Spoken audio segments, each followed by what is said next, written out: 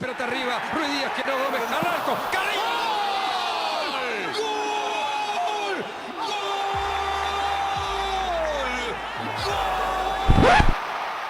Pero espera, un autogol de parte del Congreso a nuestra educación al aprobar la ley de reposición en sus cargos de los docentes, subdirectores y directores de colegios estatales, que desaprobaron o no asistieron en el 2014. Un autogolazo. ¿Qué tal? Les saluda el profesor Yosmer. Sean bienvenidos a Rincón Educativo, donde creemos que la educación es la mejor arma.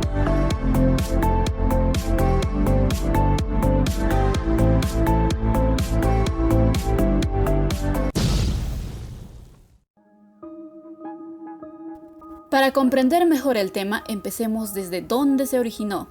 En 1984, en el primer gobierno de Alan García, se dio la Ley del Profesorado. ¿Qué es eso? Fue una ley para crear profesores interinos, es decir, profesores provisionalmente, ya que no había los suficientes docentes con estudios para cubrir plazas. Se cubrió con personas mayormente que tenían secundaria terminada. Sé que suena terrible, pero no era tan mala la idea en ese momento, ya que se necesitaba cubrir especialmente en zonas rurales, pues en ese entonces había gran analfabetismo y con urgencia se necesitaban profesores. Prácticamente esos profesores ya estaban estables en sus puestos, sin embargo, tenían que sacar su título de docencia si querían seguir desempeñando como tal. Pero como no había ninguna ley que les obligase, pocos lo hicieron.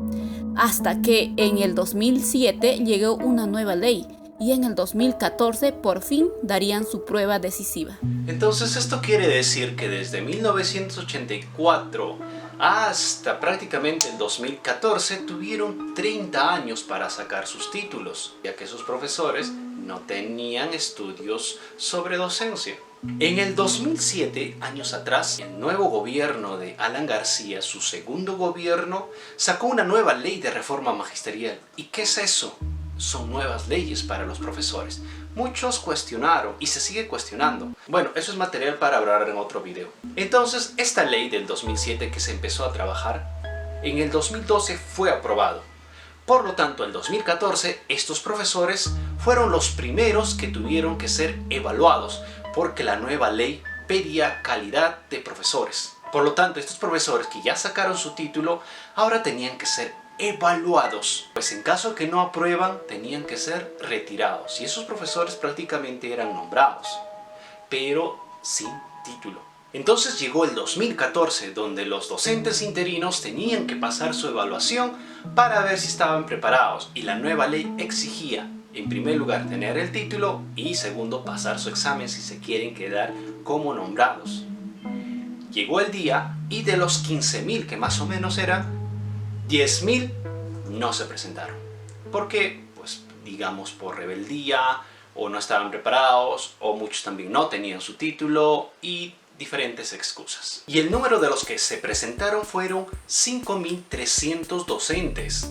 Pero de esa cantidad solo aprobaron 546 docentes. El resto pues no aprobó. Entonces un promedio de 14.000 docentes fueron retirados por esta ley. Uno, porque no tenían título, o si lo tuviesen, no fueron al examen, o si tenían título y fueron al examen, no aprobaron. Las reglas estaban dadas. Ya desde el 2015, desde que fueron retirados, los docentes siguen apelando en reclamos y etc. Hasta se fueron al mismo Poder Judicial para reclamar. Pero el Poder Judicial terminó rechazando, porque esa ley que terminó sacando es constitucional. Quiere decir que está en ley, está en regla. Pero la cosa no terminó ahí. Siguieron insistiendo, pero ahora buscar aliados en el Congreso. ¿Te recuerdas el Congreso anterior que fue disuelto? Pues en ahí buscaron aliados y ahí se fabricó esta ley. Se construyó y toda esa ley, pero no llegó a más porque se recuerdan que fue disuelto ese Congreso y se archivó. Pero este Congreso lo volvió a la vida, ya que por ahí también le insistían. Y justamente el jueves lo vieron y lo aprobaron, pues es así como llegamos a esta situación.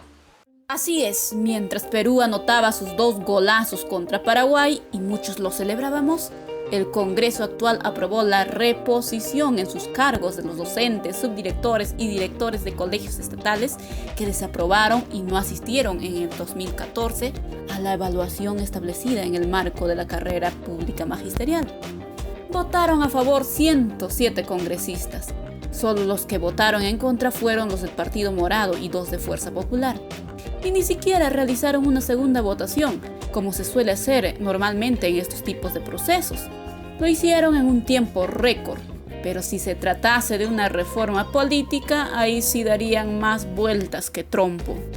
El presidente Vizcarra ya dio su rechazo a esta ley, también el Minedu, las exministras de Educación, el actual ministro de Educación y el premier Walter Martos, y entre otros. Muchos de los peruanos también ya dieron su rechazo mayoritario a través de redes sociales. ¿Y por qué el rechazo? Como muchos de ustedes ya saben, la educación es muy frágil aquí en el Perú. Cada vez está yendo más para abajo. Como ya hablé en el video de Aprendo en Casa es un fracaso, y lo que cada día se trata de intentar es mejorar la educación, y especialmente el rol del educador, porque el eje central de la educación es el profesor, es el docente. Por lo tanto, lo que se busca en esta nueva ley de reforma magisterial es la meritocracia, es decir, a través de méritos, quiénes son los más capacitados, los más preparados, los que se esfuerzan más. ¿Para qué? Para que ellos sean los responsables de educar a nuestros estudiantes. Por lo tanto, los más capacitados deben ir a las aulas a enseñar. Y claro que es lo más correcto. Claro que puede haber excepciones, pues no, como de corrupción, influencias, etc. En fin, es para otro tema. Desde el 2015 empezaron a haber plazas para nombrarse a diferentes lugares. Es decir, para ser un profesor estable en una institución. Muchos profesores tuvieron que estudiar, que capacitarse, que pasar todo un proceso para llegar a ese puesto. Pero lo que me pregunto ahora es, ¿qué esperan los congresistas? ¿Que se reemplace a estos docentes que están ahora por docentes que ya salieron por no aprobar su examen, o por no tener título, o porque simplemente no quisieron ir al examen? Quizás hasta este punto del video hay varios que defienden la ley, como está pasando en las redes sociales, pues lo vienen haciendo mayormente usando falacias, y una de las falacias más usadas es la falacia del hombre de paja. Te explico de qué trata esto. Esto se usa para desviar el tema central y hablar de otros temas, algo así como: si esto hacen, ¿por qué no hacen también lo otro? Por ejemplo, en vez de hablar de esta ley, muchos prefieren decir: ¿y por qué también a los ministros no se les evalúa? Muchos en el ministerio tienen solo bachiller. Este es un gobierno corrupto, ¿dónde está el ejemplo?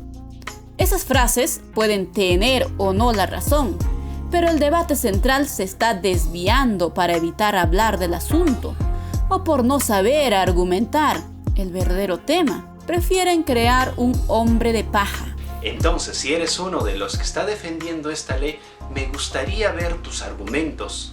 Porque como ya dije, no se vale crear falacias como la falacia que dije anteriormente.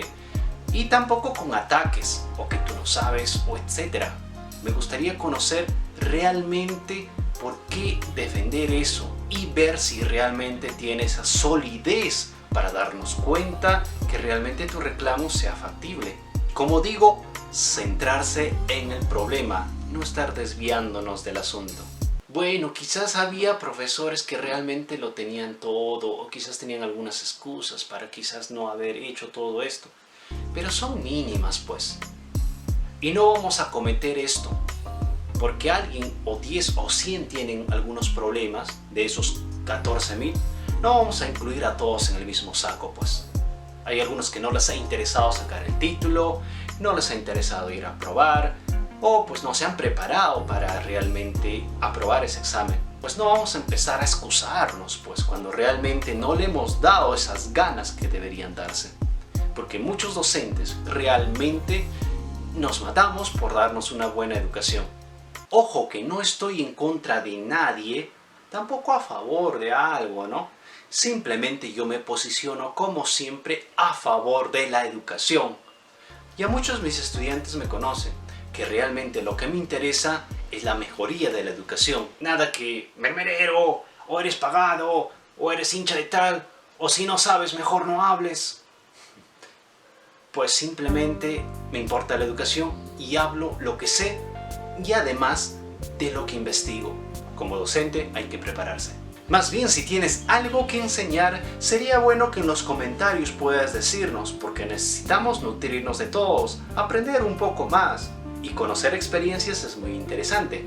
Es muy bueno conocer de las experiencias, así como yo conozco muchas experiencias de mis colegas y más que nada de mis estudiantes o ex estudiantes, por comentarios o cuando les escucho, cuando cuentan de los buenos profesores que han tenido o también de los pésimos profesores.